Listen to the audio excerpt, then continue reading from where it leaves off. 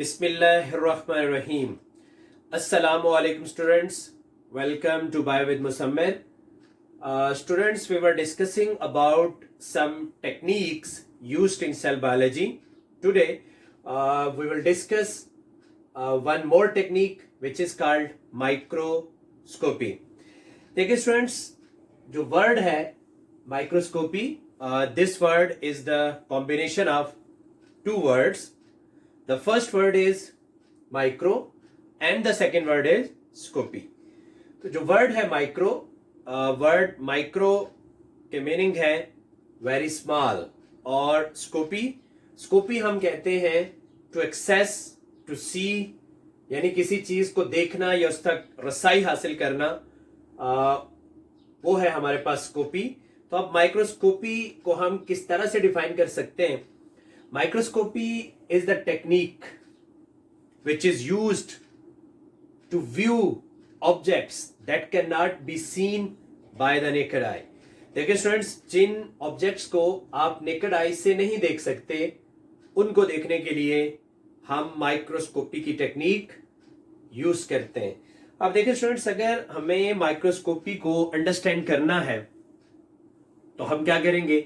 अगर हमने माइक्रोस्कोपी को अंडरस्टैंड करना है तो माइक्रोस्कोपी को अंडरस्टैंड करने के लिए हमें कुछ टर्म्स हैं, उनके बारे में नॉलेज होना चाहिए. और ये टर्म्स जो है ये कौन सी है? इसमें जो पहली टर्म है उसको हम कहते हैं रेजोल्यूशन. अच्छा देखिए स्टूडेंट्स, ये रेजोल्यूशन टर्म जो है ये क्या है? रेजोल्यूशन को हम बेसिकली डिफाइन कर सकते हैं कि this one is minimum capacity of the lens to differentiate between two adjacent point.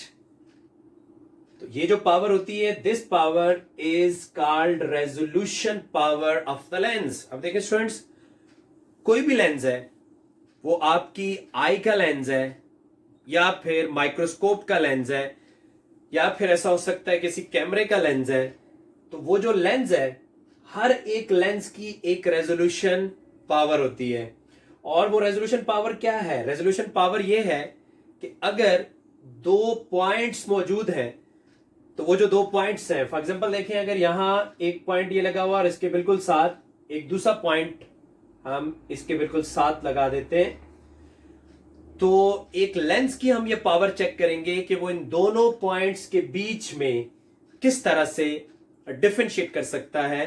तो अगर हम ये फाइंड आउट कर लें कि वो लेंस जो है वो कितना डिफरेंशिएट कर लेता है इन दोनों पॉइंट्स के बीच में, यानी इन दोनों पॉइंट्स को कितना सेपरेट करके दिखा सकता है, तो उसको हम क्या कहते हैं जी? That is called resolution power of the lens.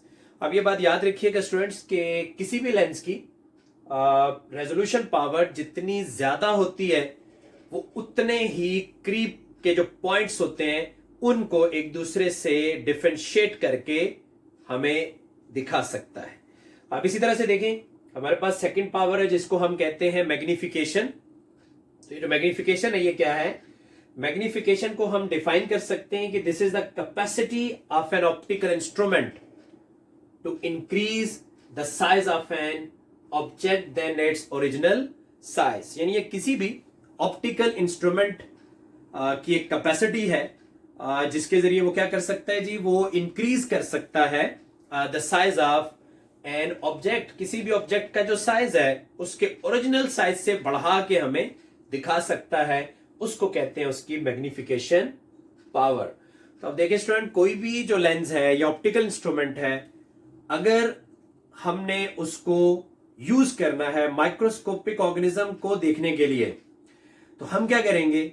हम इन दोनों चीजों को देखेंगे कि उसकी रेजोल्यूशन पावर कितनी है और इसके साथ साथ उसकी मैग्निफिकेशन पावर कितनी है. तो चलिए स्टूडेंट्स, अभी हम कंपैरिजन कर लेते हैं.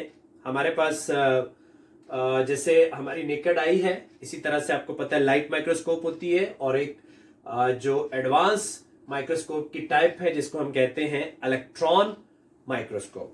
तो जरा कंपैरिजन कर लेते हैं इनकी रेजोल्यूशन और मैग्निफिकेशन का.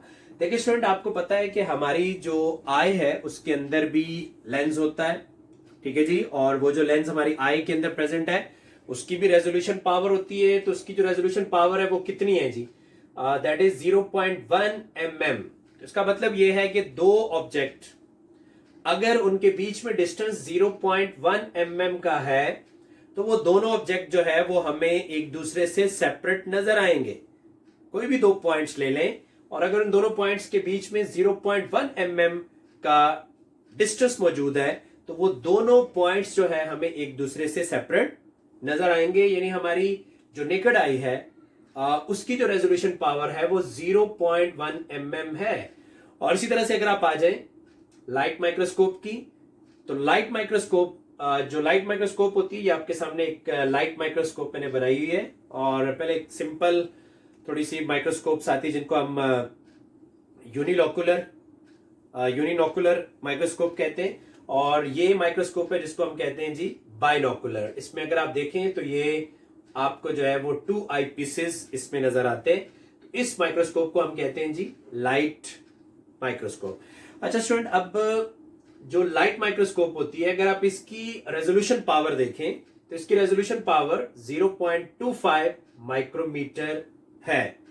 और माइक्रोमीटर जो होता है वो आपको पता है कि 1 माइक्रोमीटर जो होता है ना, मसलन अगर आप 1 माइक्रोमीटर ले लेते हैं तो that is equal to 10 raise to power -6 metre के बराबर है।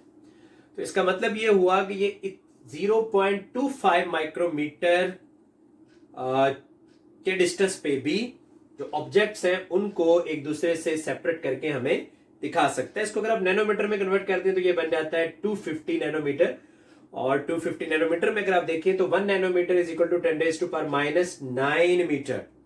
और एंगस्ट्रॉम में इसको कन्वर्ट कर लें तो ये आपके पास जो है 25,000 एंगस्ट्रॉम, और 1 एंगस्ट्रॉम जो है that is equal to 10 raise to power -10 metre के बराबर है। इसी तरह से आ जाए जी आप इलेक्ट्रॉन माइक्रोस्कोप की तरफ। तो स्टूडेंट जो इलेक्ट्रॉन माइक्रोस्कोप होती है इसके बारे में याद रखिएगा कि इलेक्ट्रॉन माइक्रोस्कोप की जो रेजोल्यूशन पावर है वो 0.5 से 5.0 एंगस्ट्रॉम। यानी एंगस्ट्रॉम क्योंकि बहुत छोटी यूनिट है तो इसका मतलब ये हुआ कि ये बहुत छोटे डिस्टेंस में भी रेजोल्यूशन जो है, बहुत कम डिस्टेंस भी अगर ऑब्जेक्ट्स के बीच में हो तो उनको भी ये डिफरेंशिएट करके तो हमें दिखा सकता है। तो ये इलेक्ट्रॉन माइक्रोस्कोप की रेजोल्यूशन पावर है। अब चलते हैं स्टूडेंट्स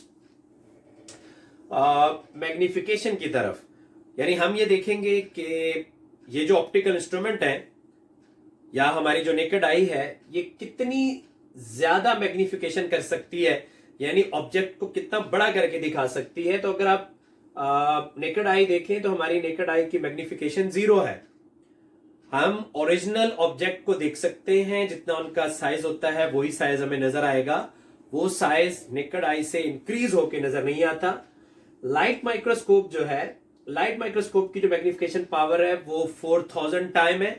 यानी इसका मतलब ये है कि जी ये किसी भी ऑब्जेक्ट को 4000 टाइम जो है वो बड़ा करके दिखा सकती है। और इसी तरह से अगर आप आ जाए इलेक्ट्रॉन माइक्रोस्कोप तो ये 3 लाख टाइम बड़ा करके किसी भी ऑब्जेक्ट को दिखा सकती है। तो माइक्रोस्कोप असल में एक इंस्ट्रूमेंट होता है, ये ऑप्टिकल इंस्ट्रूमेंट है जिसको हम यूज करते हैं to observe the microscopic organism. तो अगर आप एक माइक्रोस्कोप को देखें तो स्टूडेंट होता ये है कि माइक्रोस्कोप में बेसिकली लेंस मौजूद होते हैं। इसमें 2 टाइप के लेंसेज हैं। पहले टाइप के जो लेंसेज हैं उनको हम कहते हैं आकुलर लेंसेज, और जो सेकेंड टाइप के लेंसेज हैं उन्हें हम कहते हैं ऑब्जेक्टिव लेंसेज। अब देखिए स्टूडेंट, जो आकुलर लेंसेज और ऑब्जेक्टिव लेंसेज हैं ये जो आई पीस वाले जहां से हम ऑब्जेक्ट को ऑब्जर्व करते हैं तो उनको हम कहते हैं ऑकुलर लेंसेज। और जो नीचे स्टेज के ऊपर जो लेंसेज होते हैं उनके लिए आप वर्ड इस्तेमाल करते हैं ऑब्जेक्टिव लेंसेज। तो होता ये स्टूडेंट के ये जो दोनों लेंसेज हैं ये असल में किसी भी माइक्रोस्कोप की मैग्निफिकेशन बनाते हैं। यानी इसका मतलब ये है कि माइक्रोस्कोप की जो मैग्निफिकेशन है उसकी जो डिपेंडेंस है वो इन दोनों के ऊपर होती है। आप देखिए स्टूडेंट, मतलब मैं मैग्निफिकेशन को कहता हूं कि मैग्निफिकेशन जो है वो ऑकुलर माइक्रोमीटर की मैग्निफिकेशन और ऑब्जेक्टिव लेंस जो है यानी ऑकुलर लेंस और ऑब्जेक्टिव लेंस दोनों की मैग्निफिकेशन के प्रोडक्ट के बराबर है। यानी अगर आप दोनों की मैग्निफिकेशंस को मल्टीप्लाई कर दें तो दोनों की मैग्निफिकेशंस की मल्टीप्लिकेशन के बाद आपको इसकी ओरिजिनल मैग्निफिकेशन जो है वो ऑब्टेन हो जाएगी। अब जरा एक माइक्रोस्कोप को देख लेते हैं कि जो माइक्रोस्कोप है अगर आप उसके स्ट्रक्चर को देखें तो ये आपके सामने एक बाइनोकुलर माइक्रोस्कोप जो है वो मौजूद है। तो अगर आप माइक्रोस्कोप में देखें तो माइक्रोस्कोप में ये ऊपर कुछ लेंसेज लगे होते हैं और जिन लेंसेज के लिए आप आई पीस या ऑकुलर लेंसेज का वर्ड यूज कर सकते हैं। फिर अगर आप आ जाएं तो ये इसका जो है वो आर्म है, ये बाकी जो है इसकी पूरी बॉडी है और नीचे जो है इसकी ये बेस, और इस बेस के साथ जो है ना एक ऑफ या ऑन का जो है वो स्विच लगा हुआ है जिसके जरिए हम जो लाइट सोर्स है, ये लाइट सोर्स है, तो हम लाइट सोर्स को ऑन कर सकते हैं या फिर ऑफ कर सकते हैं। तो यहां पे अगर आप आ जाएं तो ये इस पोर्शन को हम कहते हैं नोज पीस।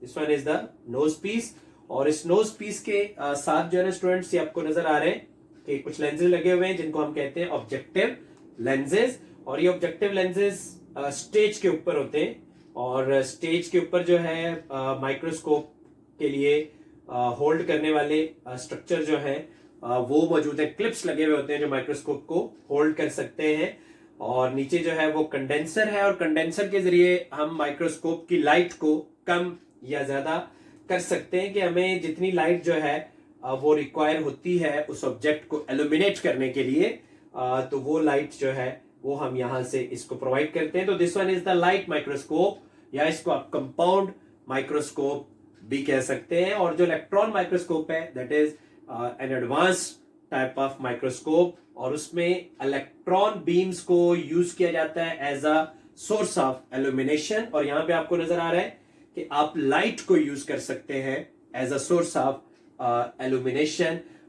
तो ये हमारे पास जो टेक्निक्स हम पढ़ रहे थे सेल बायोलॉजी की, उनमें से एक टेक्निक है माइक्रोस्कोपी जिसको हम यूज करते हैं to observe very small objects, बहुत छोटे ऑब्जेक्ट्स को। अब देखिए स्टूडेंट्स, अगर हमारे पास ये स्मॉल ऑब्जेक्ट्स हैं और हम उनको ऑब्जर्व तो कर लेते हैं लेकिन उनका जो साइज है उसको हमने कैसे मेजर करना है, तो उसका जो साइज है उसको मेजर करने के लिए हम माइक्रोमेट्री की टेक्निक जो है वो यूज करते हैं। तो माइक्रोमेट्री की जो टेक्निक है इसको हम इंशाल्लाह नेक्स्ट लेक्चर में डिस्कस करेंगे और मैं आपको ये भी बताऊंगा कि किस तरह से किसी भी ऑब्जेक्ट को माइक्रोस्कोप में देख के तो आप उसके साइज को कैलकुलेट कर सकते हैं। आपको कैसे पता लगेगा कि ये बैक्टीरियम जो है इसका साइज इतने माइक्रोमीटर है या फिर कोई और ऑब्जेक्ट जो है इसका साइज इतने नैनोमीटर है, उसको हम इंशाल्लाह नेक्स्ट लेक्चर में डिस्कस करेंगे। तो आपसे नेक्स्ट लेक्चर में मुलाकात होगी। Till that time, Allah Hafiz.